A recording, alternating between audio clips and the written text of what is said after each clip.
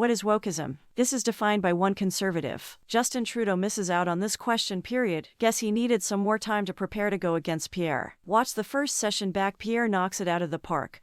Member for Charlesbourg, Haute-Saint-Charles.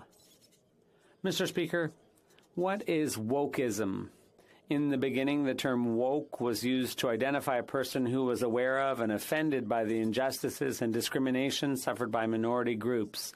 But today, it's a movement that's been appropriated. It's a movement that has appropriated a positive concept and uses it for their own political purposes. Today, wokeism is cancel or call-out culture, ostracizing anyone who dares disagree with the self-righteous. Was I wrong when I said at the start of the pandemic that planes from China should be stopped from coming to Canada? Was I wrong when I said migrants should not be allowed to enter Canada randomly at Roxham Road? For these two things, I'm called a racist. But Quebecers are defending their heritage, their culture, and their language, and they make no apologies for it. The Quebec nation stands up to wokeism, and we will do the same thing here. The new Conservative leader will put people, their pensions, their paychecks, their homes, and their country first. The honourable member for Madawaska-Restigouche. Mr. Speaker, on this first fall sitting day of Parliament, I'd like to give a shout-out to all the students of Madawaska-Restigouche who have just gone back to school. Whether it's school, college, or university, we wish them all the greatest success this year. All students going back to school, college, or university will be faced with choices, challenges, and frustrations along the way. They will discover subject matters they love and struggle with others. But, Mr. Speaker, the important thing is for them to find their voice and their way in the process. They are one day teachers, doctors, farmers, or hairdressers. Someday in the future, Canada will need them. The process of finding their inspiration starts in those classrooms. Absolutely every door is open to you, and Canada will need your passion and skills. School, I urge you explore a range of interests and find your passion. Canada will need you to develop it to its full potential. Merci. Thank you, Mr. Speaker.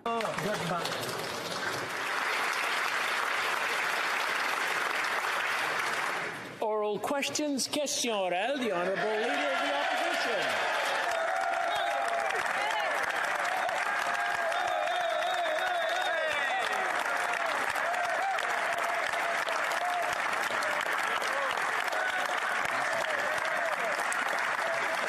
Merci beaucoup. Le 1er janvier. On January 1st, the government increased taxes on government's paychecks. On April 1st, it also planned to increase taxes on gas, heating, and groceries. Now, housing prices have doubled. Grocery prices are at their highest inflation rate in 40 years. Canadians just aren't able to pay. Will the Prime Minister cancel these tax increases on seniors and workers? The Honourable Minister, I'd like to start by congratulating the Honourable Leader of the Opposition on his first question in this role. Throughout this session, you will see two competing visions. Our plan as a government to support Canadians who need it the most, and then the other option, the vision of the Conservative Party and members who don't care about Canadians. We've just seen more money for housing, the dental plan, and an increase in the GST credit, rather. That's money in the pockets of Canadians. Canadiens. The minister says we don't care about Canadians, but who really doesn't care? The price of housing has doubled.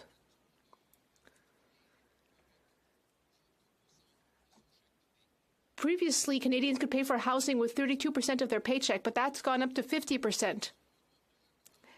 Food prices are going up at the highest rate in 40 years. Canadians just can't pay for it, but this government wants to increase taxes on heating, on gas. Will this government do something to help Canadians pay their bills? The Honourable Minister. Mr. Speaker, let's talk about how people will be able to pay their bills. Thanks to our new dental care plan, There will be $1,160 for the GST for a single-parent family. For seniors, $701. And for a couple with 2 children, $1,400. Mr. Speaker, we are here with a responsible plan to help Canadians where they are when they need it. The Honourable Leader of the Opposition. Be vaporized by inflation, which is costing families over $2,000 in extra cost. And that does not include the increased interest rate prices that people are paying on their mortgages. In fact, the average family could pay their housing bill with 32% of their paycheck every month. Now, that's 50% after 7 years of this Prime Minister in power. What's his solution? To raise taxes on paychecks with higher EI and CPP premiums that will shrink paychecks and higher taxes on gas, groceries, and heat. Why won't they cancel these tax hikes so that Canadians can keep a roof over their heads? The Honourable Minister. It's important to talk about the fact that he's talking about EI and CPP, things that are important for people who've lost their jobs or for seniors when they're planning for retirement. But let's talk about real solutions, Mr. Speaker. We've brought in 13 agreements on childcare across the country. By the end of this year, families will be saving 50%. That's thousands of dollars that are going to help them with the high cost of living. That's real solutions, Mr. Speaker, that are making real differences in the lives of Canadians every single day. Thank you, Mr. Speaker. Honourable Leader of the Opposition. Can't even afford to have a family in the first place because they can't get out of their parents' basements or out of 400-square-foot apartments after housing prices have literally doubled in this country under this Prime Minister. And now, with rising interest rates, which this government promised would not happen anytime soon, families have to spend 50% of their income just to keep a roof over their head, the highest in over 3 decades. And the solution from the Liberals? Higher taxes on gas, groceries, and paychecks. Will they follow the Conservative demand and cancel all of these tax hikes on workers and seniors? The Honourable Minister. Absolutely focused on the issue of housing affordability in this country. That is why we've put forward real solutions like the Housing Accelerator Fund, which is about increasing more housing supply. It's about also turning more Canadian renters into homeowners. It's about introducing the first-time homebuyer tax credit and putting in place a first-time homebuyer savings account to enable more young Canadians and others to access their dream of home ownership. We can't take the Leader of the Opposition seriously on these issues because on every single tangible solution that we've brought forward that actually works, he's voted against it.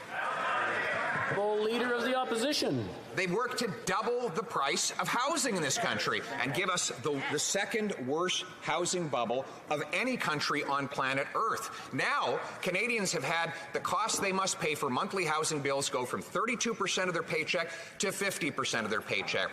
And what's the Prime Minister's solution? To reduce their paychecks by taking a bigger bite out of them with higher payroll taxes. And he wants to raise gas taxes, home heating taxes, and indirectly the price of groceries by tripling the carbon tax. Will the government cancel these tax hikes so that Canadians can afford to eat, heat, and house themselves? The Honourable Minister for Tourism. Mr. Speaker, over the course of this session, you're going to see 2 competing visions. One, which shows our government doing what needs to be done for Canadians as they are facing higher inflation. And the other vision...